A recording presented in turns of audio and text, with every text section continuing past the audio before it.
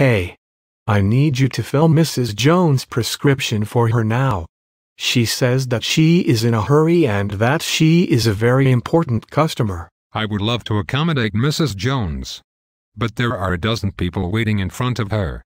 The only people that get a priority in getting their prescriptions filled are those who are bleeding or throwing up in the aisles or have a sick or crying child. Everyone else needs to wait their turn. You don't understand? I am the store manager and I promised Mrs. Jones that I would get her prescriptions put ahead of the line. I expect you to do what you are told. I am the store manager and I decide what goes on and happens in the store. I understand who you believe you are, but need you to understand that within this licensed pharmacy area, your authority and ability to make decisions does not exist. I need you to go back out there and tell Mrs. Jones that it will be a 60-minute wait, and that her time is no more valuable than the 12 people in front of her in line.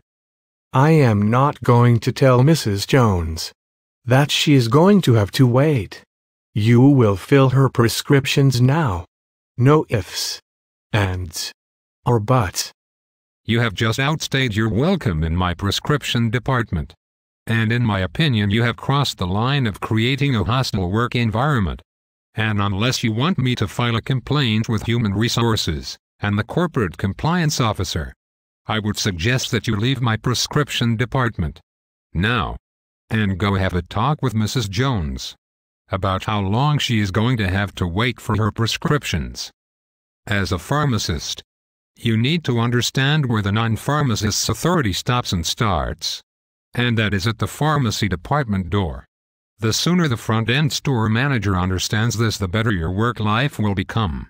Such an interaction between the store manager and the pharmacist can easily cross the line of the store manager perceived of attempting to practice pharmacy without a license and creating a hostile work environment. Either one is a violation of the company's policy and procedures. And if the interference of the store manager becomes the genesis of a medication error, there is no one's fault but yours, and all consequences will be on you and your license.